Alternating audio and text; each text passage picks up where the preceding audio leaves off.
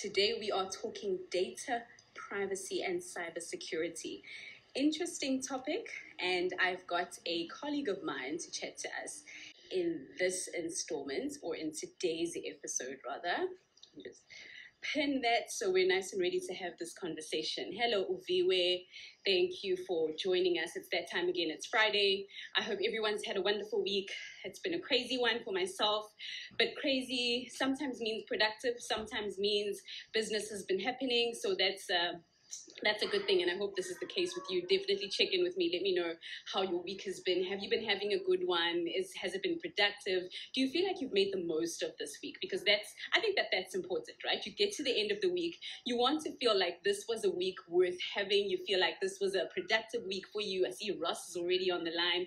Really exciting to see him here already. Thanks for requesting, Ross. I will bring you on just now, but I'd love to introduce you just to get everyone's tentacles wet. Hello, Lerato. Thank you so much for coming into this segment as well. When I've been having conversations with people about today's chat, I've been getting people going, oh my goodness, I want to be there for that. That's an insightful conversation that I want to be a part of. So let's make this interactive. Let's make this a conversation. As much as Ross will be the expert in the room, let's engage him. Let's ask the questions that have been gnawing at us, especially around data security and just all of these really knowing issues around what is actually going on. And I mean, we've titled today, hello Larry, we've titled today What's Up with WhatsApp, and this is aligned to Ross's an article that he wrote and published on LinkedIn. And I thought today let's get some of the juice around that and extend on that, but also speak about some of the larger issues around what's going on. So when WhatsApp updated their privacy policy, I went, okay, we all started getting these messages, and I thought, okay, so let me actually go over and read it. And I went over and I read it, and then I came out of it and I thought, do I even understand what I've just read? And if this is you as well, please let me know. I went, do I really even understand what I've just read? And this is where so many of us found ourselves as well. So today's conversation is really around that. And if I could term it, I really would say data privacy for, I won't say dummies, but for individuals that want to have a baseline understanding. So now I'm going to introduce my guest who's going to be joining me today. So Ross Saunders, someone I highly respect, and has just been such a shining light in terms of insights, in terms of mentorship, and in terms of guidance as well. He's a data privacy and information security expert. He's a professional speaker, and he also served as president of the Professional Speakers Association of Southern Africa. Ross has spent numerous years in strategic management for a multitude of multinational software companies, and he's a certified information privacy professional. He's also the co-chair of the IAPP Johannesburg Knowledge Net chapter, and the IAPP is the International Association of Privacy Professionals. Really great. And then lastly, he just helps organizations to manage their data effectively, avoiding pitfalls that they may not actually be aware of at the time. And that's what today is all about. So I'm going to bring Ross on, and as our culture on these live sessions, to say, hello Ross, thank you so much for your time and your wisdom that you're about to share with us during this session.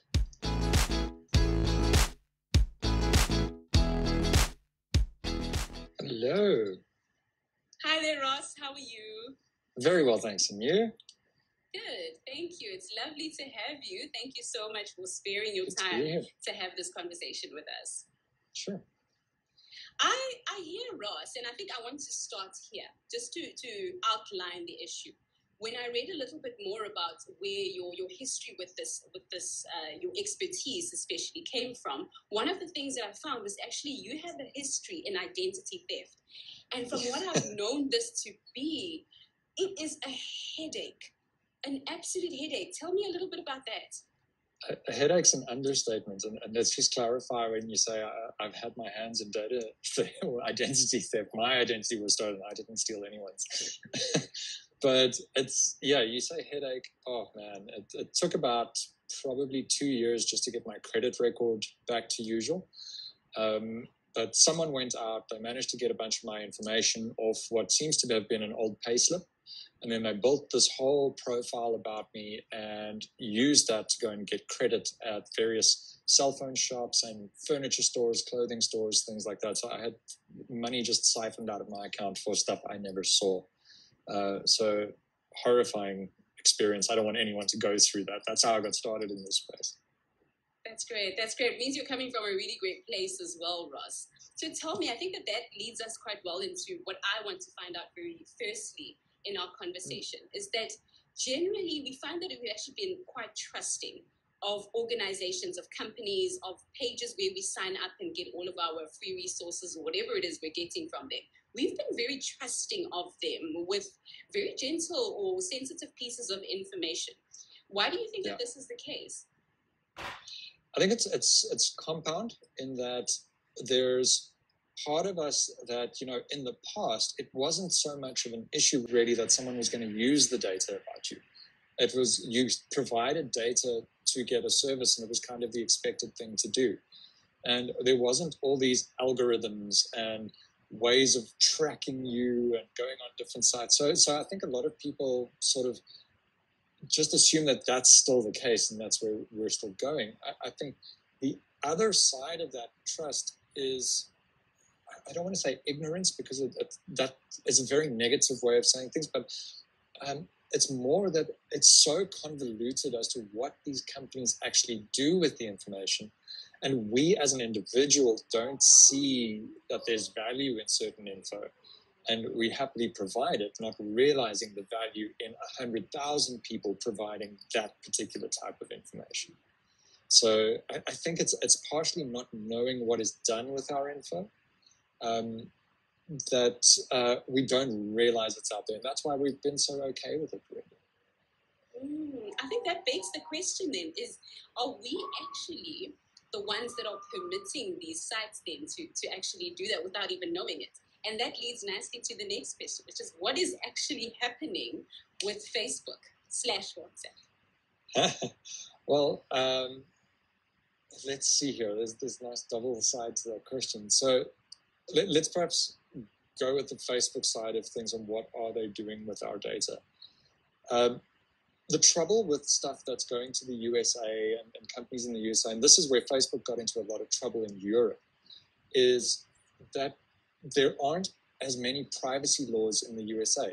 There's certain states have their own privacy laws to varying degrees, but as a federal law, there is no law. And I'm not going to go into a whole legal side now, but it ties into what Facebook can and can't do. Now, in Europe and here as well, so here in South Africa, we've got the Protection of Personal Information Act, which is PAPIA, which I'm sure everyone's starting to hear coming out of the woodwork. And in Europe, you've got something called the GDPR, the General Data Protection Regulation. The GDPR has stopped Facebook doing a lot of the stuff on data because they say you can't do things with European citizens' data without letting them know what you're doing and things like that. And the trouble is, in the USA, there's no law telling them that you have to be transparent about that. So they're not necessarily transparent, and we don't know in a lot of cases what that data is going to be used for. But it does get used a lot for advertising, for marketing. I mean, Facebook is a marketing machine.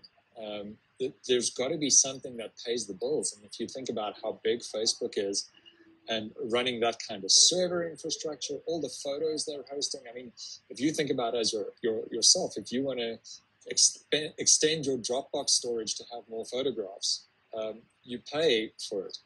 Where Facebook stores more photos, I think, than anything. It's huge, the amount of data they need. They need to pay for that somehow. And they pay for that because, or how they pay for that is using your data to their advantage. So that could be marketing or anything like that. I know you asked me something in the first place now. I can't think what it is now. I went off on a track there. Yes. What was the first part of your question? But you answered that so well. And I think what that does, Ross, is it leads me to the question of data and just how valuable our data is. I mean, it's been called oxygen. It's been called all sorts of things, especially going into the rest of the disruptive 2020s. But do you think that individuals in society in general need to start to think differently about their data, or what is it that we need to start to do going forward? I think you do need to really start paying attention. If you look at data, there's a couple of, and I think this is the thing, and this is why it's so nice to do chats like this, is because I think there is an awareness that we need on our own data, and I think this whole WhatsApp saga has shown us that we need to pay attention, because now suddenly people are paying attention because, oh, my data's being shared. What? No, my data should not be shared. But your data's been shared for years already. So Facebook bought WhatsApp in 2014. They've been sharing data since 2016. They're only saying what they're doing now. But that said, what I want to get to now is the different types of data. You have data that is data about you. It's my data. It's your medical aid number. It's your ID number. It's your email address, your phone number. It's mine. It's something that identifies me, and that's my data. And there's value in that because, particularly from a fraud point of view, someone can take that information and become you effectively, like what happened to me. That's not necessarily the main danger. That's the data we see, and that's the data we're aware of, so we focus there. But you have the metadata as well. We call it the metadata. It's the data around you. What are your preferences? What do you like? What things do you shop for? That is valuable on a much grander scale. And this is why we see companies having this marketing and data sharing and stuff like that. And it's if you take 100,000 people of sort of the same age, the same demographic group, with similar friends, things like that, and you go look at what they're purchasing, you can have a pretty good idea. You know, if all of those people in the same age group and this are now suddenly purchasing, I don't know, a pair of shoes that's this new thing that's been launched, they can market that more heavily, and you can predict what people are going to do from that. And that's a lot of value for these big companies, and that's why they share it a lot. And the question I was asking before that got lost somewhere in the air was whether we're actually giving permission. Are we giving permission without knowing it, Ross? Yes, and this is another sort of two-parter. So we talk about permission. This is where Facebook also fell foul in Europe, because you saw the WhatsApp terms and conditions that we got. Those are the terms that the whole world got, except Europe, because the European laws said you can't do that. Because what WhatsApp said was, they said, well, we're giving you the option of consent. You can opt in, but if you opt out, you can't use the service anymore. That's not opting in. That's coercion. That's saying, you know, accept this or bugger off. And you can't really do that. In Europe, you can't do that. Consent has to be that I can still say no to my information being shared, but I still get to use the platform. That's consent. And that's opting in. So I think that's one thing. So you do have a lot of these companies that use the guise of consent, but it's not consent. It's coercion, and you see it with the likes of Google. You see it all over. Like accepting contracts and things. Either accept or you can't use the tool or the phone or the something. And that gets tricky, because in the States and in a couple of places you can still do that without the law coming after you. The next side of it is all these places, and this is an awareness of people and what people need to be aware about, and I think WhatsApp has brought this to the fore, is all these places, somewhere, they will have terms and conditions, or they will have a breakdown of what's being shared and things like that. Now, in terms of WhatsApp, I'm actually not too concerned about what they're asking for in the sharing. We're on Instagram. Anyone who's watching us now has accepted the terms for Instagram, which has a lot more data sharing than what WhatsApp is trying to share with Facebook. And Instagram is also owned by Facebook, so everything here is with Facebook anyway. So if you've already got Instagram, if you've already got Facebook, WhatsApp's the least of your concern. So there's that sort of sharing, but because we're becoming aware of that now, it's very, very important. And you are always the product in a free service. So if you're using Facebook for free, they are getting money somewhere to pay for that infrastructure that they are doing. And chances are it's you if it's a for-profit organization. So you've got to be very careful of that. But in the very roundabout way that I'm saying it, WhatsApp made people aware that you can read these privacy policies. And pretty much any company that's doing this data sharing will have a privacy policy, because if they don't, they can't do business in Europe. And that's cutting out a whole market. So pretty much everyone has one. What I would say is, if you are signing up for a service or something, go and find the privacy policy. Chances are, if you go to their website or you look on the page in the App Store, particularly on Apple is fantastic about it. It's in the App Store now. You go, what is happening with my data here? And they'll tell you. But you can get that awareness. And you can see what they're going to share. And the trend now is to use plain English language. And WhatsApp has even revised their terms again into new frequently asked questions. That's literally little images saying, you know what, we don't share your data for this. We don't share your chats. We don't share your transactions. We don't share your location. It's easy to understand. But people need to read those privacy policies. And people need to not rely on the media, because that's, I think, it's been a godsend with WhatsApp that the media freaked out about it, but they freaked out about it for the wrong reasons, and it wasn't actually as bad as they made it out to be. But now we have awareness, so I suppose the devil's in the detail there. Right. And so what about the people who are jumping ship and going over to Telegram and Facebook Messenger, deleting their WhatsApps? Is it better that the devil that's in front of you rather than the other, or the one or whatever the phrase is? Yeah, better the devil you know, yeah. So, you know what, going to Facebook Messenger is basically going out of the frying pan into the fire. Like, Facebook Messenger is part of Facebook, and they've taken everything. If you look at what Facebook takes of yours, it's just astounding. But the two big popular ones for jumping ship, and you really don't need to jump ship with WhatsApp. It is secure. They just share that metadata. The two big ones are Signal and Telegram. Now, I'll talk about Signal first. That's the less popular one here in SA. Signal's very popular in the US. It's the one that Elon Musk tweeted that everyone should go over to. And Signal is owned by a non-profit organization started by helped out by one of the original founders of WhatsApp, who jumped ship when Facebook bought WhatsApp because he didn't like what they were going to do with the data. So that will tell you where their heart is. They've formed this thing. They've got a non-profit association. The guys that were formerly part of WhatsApp have funded it with millions of dollars. They don't need to go get funding or use your data, and they don't. So Signal doesn't identify you. They don't share your data, nothing. And it's incredibly secure.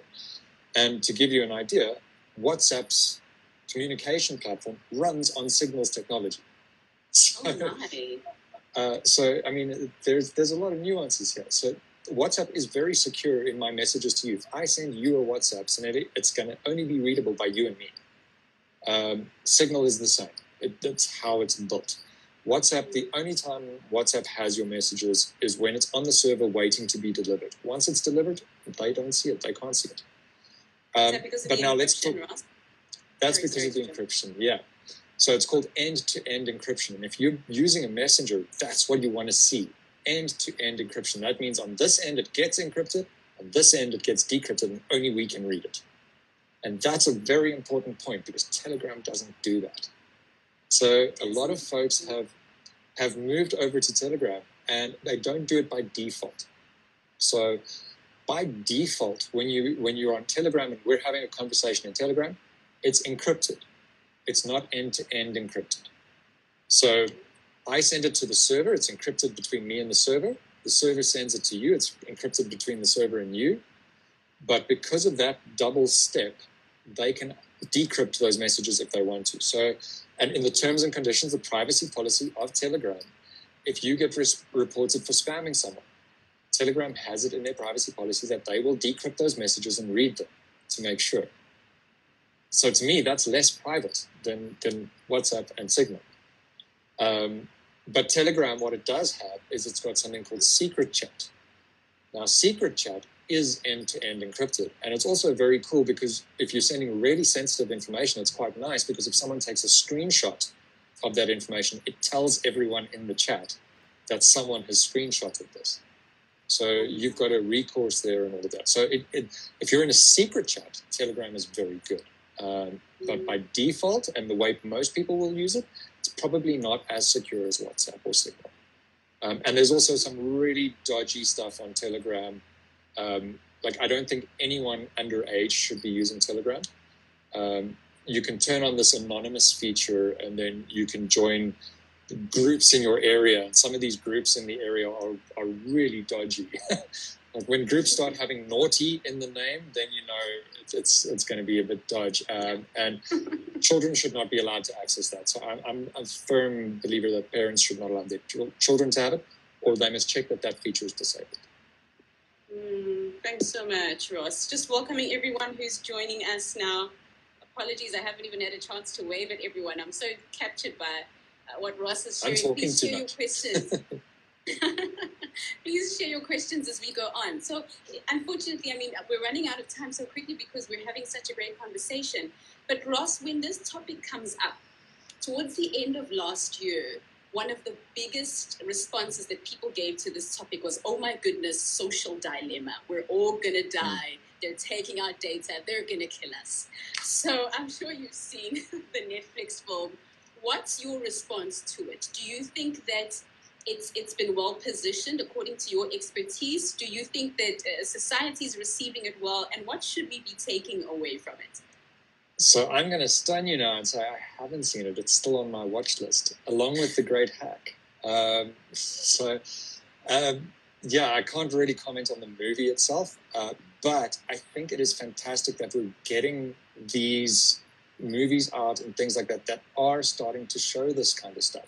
I mean, I'm in the legal space quite a lot. I'm in the software space the most. So between law and software, I see this stuff all the time. I have for 10 years. So it's kind of, comes naturally to me that I'm looking for these privacy policies. But to the folks that don't see what's behind that smoke and mirrors of marketing and like, this is our pretty front page and sign up and we'll give you cool stuff. It's important that we have these shows now, that we have these awareness coming up, that we have people crying foul, that we have lobby groups and things like that, because there are a lot of scary privacy things out there. There's the cameras that we're seeing on street corners and things like that. And technology always has two sides of it. It can be there for tremendous good, and there can be tremendous bad done with it. And I mean, if you look at how crime rates have dropped in areas where there's actually responsible monitoring via cameras, it's a testimony that there can be good stuff from it, but it can be misused quite extensively. Yeah. I like that you mentioned surveillance, Ross. Such a big theme that's coming across. I mean, in 2020, going into the rest of the 2020s, we've got countries that are really heading up when it comes to this topic, but it's really something that makes people very nervous and makes people feel like they're losing their sense of autonomy.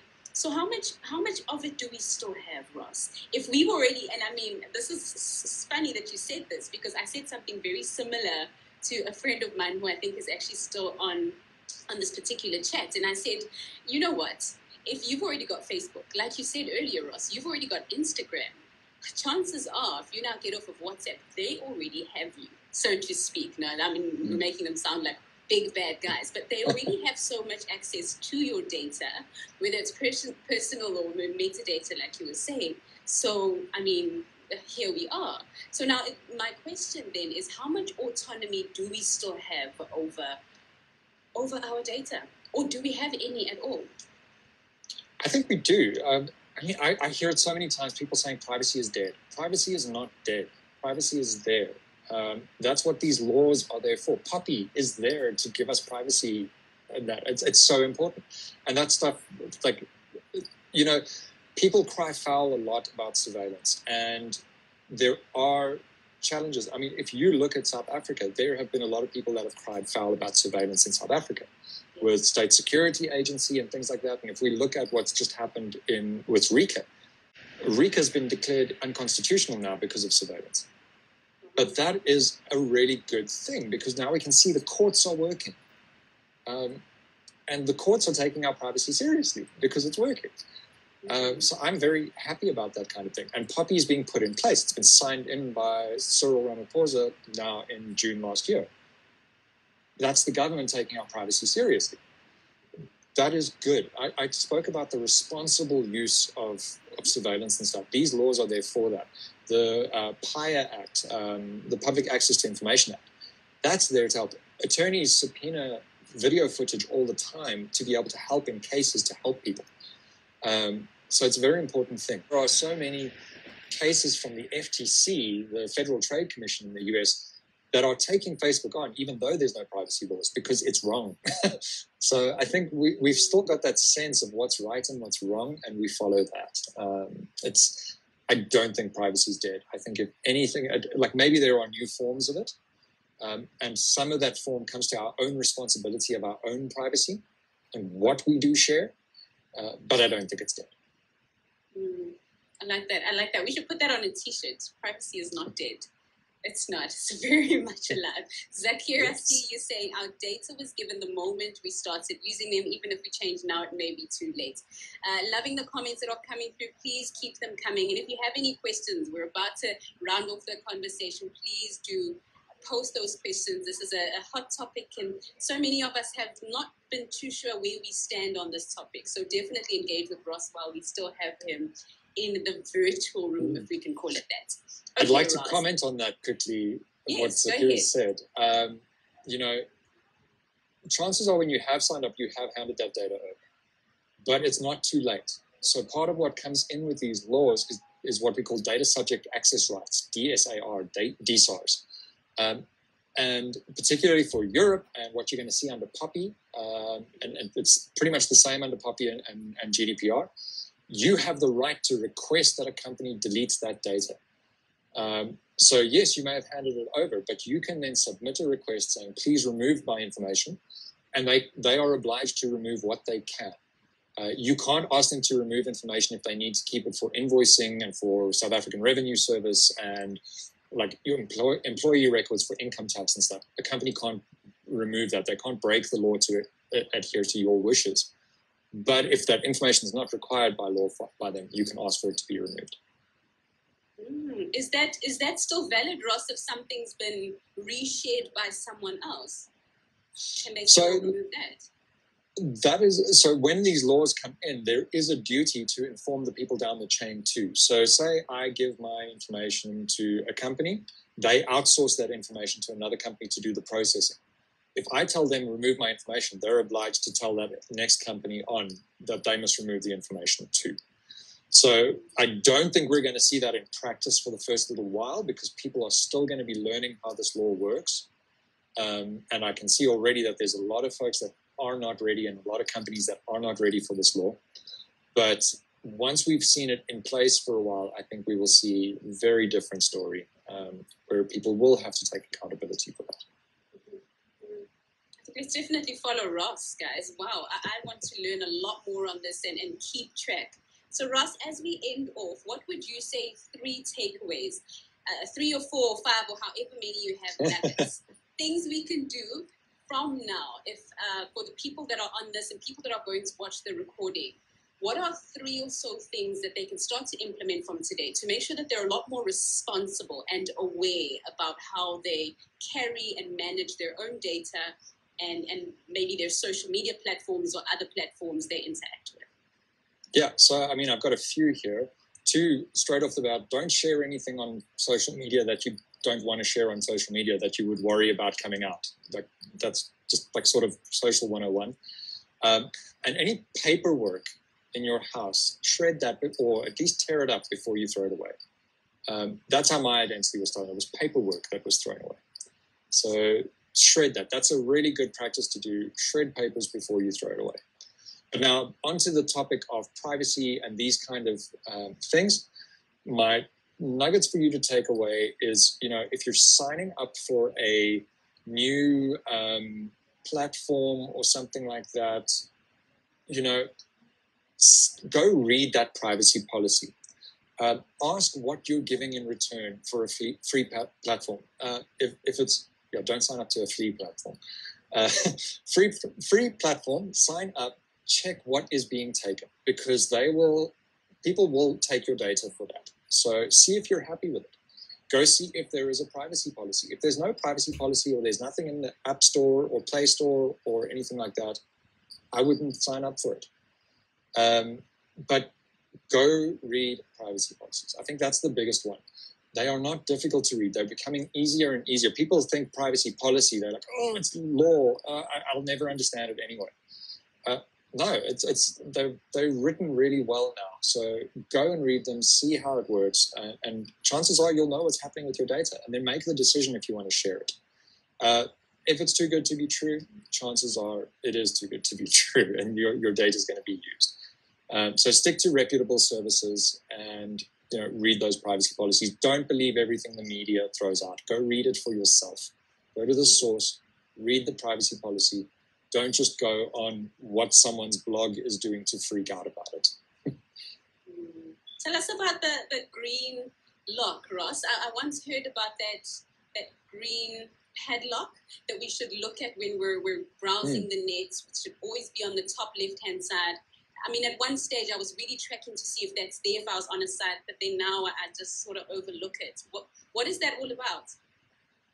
So we spoke about end-to-end encryption. So if I'm messaging you on WhatsApp, and end-to-end encryption means I type the message, you receive the message, no one in between can see it. That's what that green padlock is between you and a website. So if you are on your banking or something like that, if that green padlock is there, it's saying that, I've got the one side of this and my bank has got the other side of this. There's no one in between that can go and read it. Like the danger for that is like if you're in a coffee shop or something and you sign up, you go onto a site that doesn't have that padlock and you put your information in, there could be someone else in the coffee shop that can read what you're putting into those fields when you're typing in your password and username. So that's why you want the padlock. But we've come a long way with that now, in that a lot of web browsers won't let you go to sites without those padlocks, or they will warn you if you've gone to a site without that padlock. It'll say, hey, this site's insecure. Don't enter your details, which is where we need to be. Okay. Is that when it prompts you to proceed to the unsafe site? Yes, it's one of the reasons. Sometimes there are even more dodgy sites that might infect your computer if you go there. If your browser says this site might be insecure, go to a different site. Go use something else. Trust your browser there. Oh, wow. Ross, this has been so insightful. So many people are saying this is amazing. Arise Inspirations, you're saying this is enlightening. Thank you. Fufu, that's so interesting. I had no idea. Okay, we're going to release Ross from our cage. If you have any questions, ask them now. While you do that, Ross, how can people get a hold of you, follow your work? And I mean, we've got a lot of individuals here that work as part of teams. How do they get a hold of you and get you to come into their teams? Cool. Well, I'm very active on LinkedIn. LinkedIn is really the space I spend a lot of time. So if you want to just, the little end of the URL for me is RG Saunders. Look up Ross G Saunders on LinkedIn. You'll find me. I've got the Instagram account here, which you can follow me on here. But my website is the other side. So rossgsaunders.com, SAUNDERS. And there's a weekly blog there with privacy tips and help and things like that, which I'm very happy to share tips, share chips as well, and chat to everyone, and we take it from there. Nice. Do you work with individuals, Ross? I give a bit of advisory to individuals. The majority of the time I work with companies and help them actually responsibly look after data. So that's the flip side of the coin. I work with the companies to say this is how you should do it responsibly and in terms of the law, and how you should delete stuff when people ask for it and so on. Yes, love it. Thank you so much, Ross, for your time. This has been such a great conversation. Thank you for being here, for sharing the way that you did. It's always great to chat to you. Awesome. Keep doing the amazing work that you're doing and saving the world. That's how I know you. Likewise. Thanks. Awesome. Thanks so much, guys.